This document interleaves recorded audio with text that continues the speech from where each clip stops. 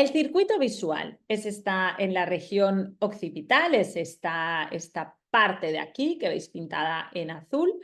El circuito visual tiene dos grandes funciones y son importantísimas y tienen entender bien esta función va a tener muchísimas implicaciones en la forma en la que nosotros enseñamos y trabajamos la lectura y la escritura. Primera función, la normalización de la información. ¿Qué quiere decir normalizar la información? Normalizar la información quiere decir generar un código fuente por cada palabra que yo estoy leyendo. ¿Y esto qué quiere decir? Quiere decir eliminar el efecto gráfico de aquello que yo estoy viendo. Mi cerebro no trabaja con el tipo de letra que estás viendo, sino que mi cerebro trabaja con un código.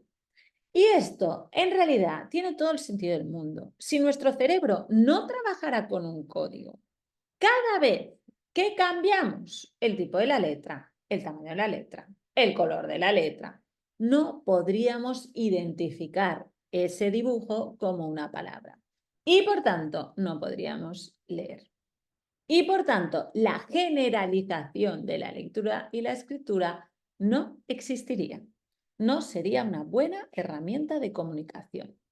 Por tanto, normalizamos la información. Lo primero, primerísimo. ¿Sí? Generamos un código fuente. Y esta idea, este primer paso del circuito visual, nos lleva a dar respuesta a una de las preguntas más hechas de la historia y uno de los temas que más veces le hemos dado vueltas de la historia, que es ¿cuál es el mejor tipo de letra para aprender a leer y escribir? Y tenemos discusiones bizantinas. Pues bueno, como nuestro cerebro no trabaja con el tipo de letra que estás viendo, la respuesta es no hay un tipo de letra mejor. El tipo de letra no influye en mi capacidad para decodificar ni en mi capacidad para comprender, porque mi cerebro normaliza la información. El tipo de letra no influye en la forma en la que escribes, en si juntas palabras o no las juntas.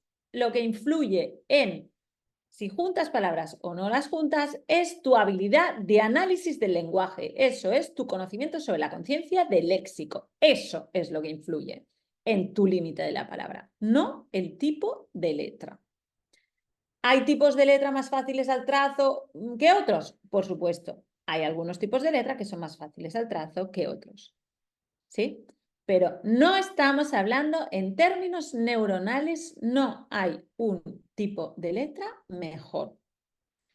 ¿Qué pasa con aquellos, a veces, no sé si habéis oído, seguro que lo habéis visto, oído, etcétera, los casos de, se habla de que hay un tipo de letra, por ejemplo, fuentes que ayuda a los disléxicos, etcétera. Hablemos 2 minutos de este tema.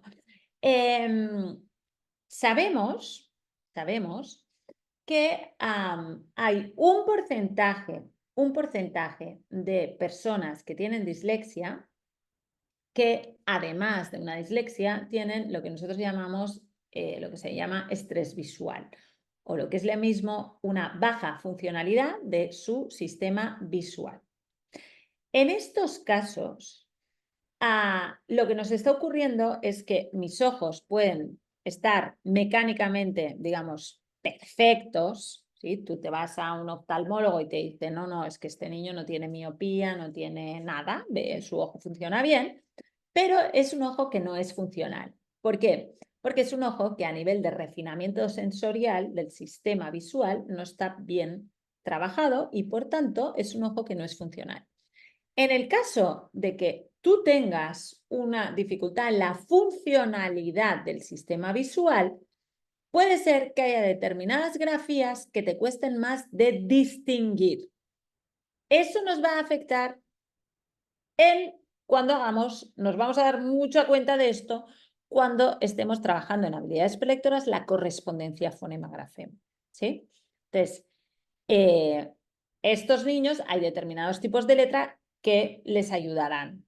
¿Sí? a distinguir. Aunque lo que debemos hacer es refinar correctamente este sentido para que no ocurra esto.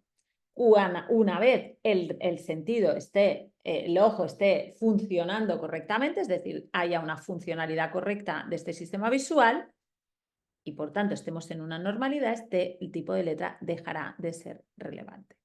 Por tanto, entendamos bien qué pasa y por qué antes de decir que el tipo de letra es mejor uno que otro o no lo es. Porque lo que sabemos es que todos los cerebros, cuando consiguen leer, lo primero que hacen es normalizar la información. Segundo, ¿qué más hacemos? Normalizamos la información y jerarquizamos. Es decir, deshacemos las palabras. Nuestro cerebro no trabaja con la palabra completa, trabaja con la palabra jerarquizada a 3 niveles, morfemas, sílabas y fonemas. No trabaja con la palabra completa. Es una ilusión que leamos palabras como un todo. Nadie, ni siquiera los lectores expertos, leen palabras como un todo. Tu circuito visual lo primero que hace es deshacer las palabras. Por tanto, dejemos ya de poner foco en el reconocimiento visual de la palabra, porque el reconocimiento visual de la palabra sabemos que no es una forma de lectura, es tener vocabulario visual.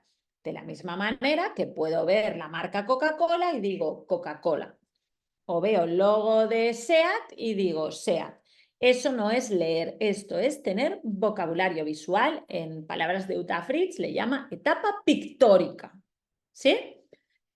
El punto es que el vocabulario visual no activa la ruta neurológica de la lectura y el vocabulario visual tampoco se corresponde con un incremento de las habilidades prelectoras. ¿Qué sentido puede tener entonces trabajar sobre el vocabulario visual? Sobre la globalidad de la palabra, la globalidad del reconocimiento visual de la palabra.